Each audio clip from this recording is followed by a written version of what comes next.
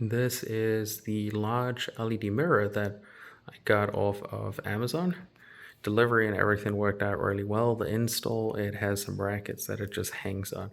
My only piece of advice that I would say is if you are thinking about putting a mirror in like this, I would highly recommend getting an electrician to put a plug behind so that you can plug your mirror in and still have a seamless look without cables. Looking at the mirror operation itself, here's your demister. So white will mean it's on, that's off.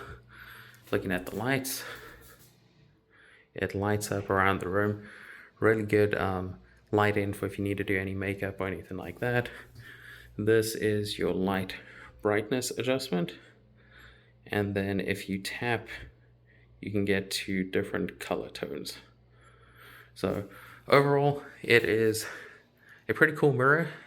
Install was not too bad. I was able to install it myself. The only thing, like I mentioned, is making sure that you have power outlets behind it, so that way you won't have a cable that has to sneak out around it to get to electricity.